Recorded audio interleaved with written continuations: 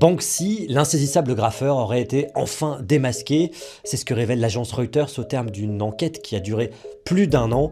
Il s'agit selon eux de Robin Cunningham, alias David Jones, né en 1973 à Bristol, et ce nom avait déjà été cité dans une enquête du Mail on Sunday en 2008. Pour confirmer son identité, les trois journalistes se sont notamment rendus aux États-Unis, à New York, et dans un petit village ukrainien. En 2000, à New York, un graffeur s'est attaqué à un panneau publicitaire de Manhattan.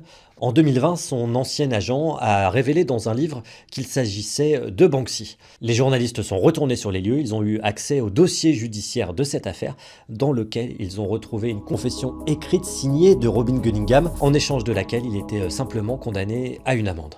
22 ans plus tard, dans un petit village ukrainien, Orenka, des œuvres de Banksy dénonçant les bombardements russes apparaissent. Et selon les témoins, 3 hommes ont été vus en train de réaliser ces pochoirs. Sur place, à partir de photos, les habitants identifient le musicien Robert Del Nadja du groupe Massive Attack et Giles Duley, un photoreporter. Pour identifier le 3e homme, les journalistes s'appuient sur des documents de l'immigration.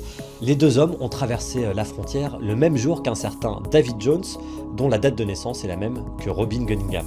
Et David Jones est l'un des noms les plus communs d'Angleterre, et selon Reuters, Banksy l'utilise depuis plusieurs années. Sans rien confirmer, l'avocat de Banksy a demandé à Reuters de ne pas publier l'article, expliquant que cela menace la vie privée et le travail de l'artiste. L'agence de presse britannique explique qu'après réflexion, elle a décidé de le publier au regard, je cite, du pouvoir culturel de Banksy et de son rôle dans le débat public actuel.